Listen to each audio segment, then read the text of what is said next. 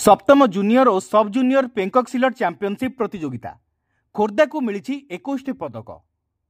राउरकेला अनुष्ठित होता सप्तम जूनियर और सब जूनियर पेंकक सिलट चैंपियनशिप रे अंशग्रहण करने को सुजोग हासिल कर पुणी थे खेला मैंने ओडिशा को गौरवर शीर्ष में पहुंचाई।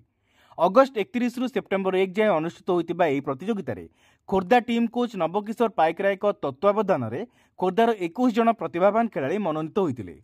खेलाड़ी माने हेले अन्वेषा होता, पी शक्ति प्रयास, प्रतिश्रुति पंडा, देवेंद्रनाथ धल, हर्षिता हरप्रिया धल, प्रियंका पात्र, पल्लव मोहना, क्षीरोद कुमार साहू, संजुक्ता पाइकराय, अमृता पाइकराय, स्वामीजी पब्लिक स्कूल तुषार बेहेरा, अर्पिता जाली, चंदन बेहेरा, ए भाग्यलक्ष्मी आचारी, शुभश्री नायक, यशवंत नायक, बाबूकिशन नायक, समरेश नंद, सूरजमुखी, आयुष बलियार सिंह, विश्व प्रकाश जेना, आरुष बलियार सिंह, विश्वरंजन जेना और सौम्यरंजन जेना प्रमुख।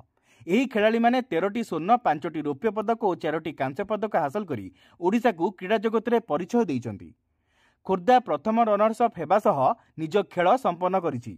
एही प्रतियोगिता रे जितेंद्र कुमार राउत मुख्य रेफरी और प्रकाश बेहेरा, रंजित नायक, जगन लेंका और आनंदिता पात्र जूरी रेफरी भाव में दायित्व तुलाइथिले।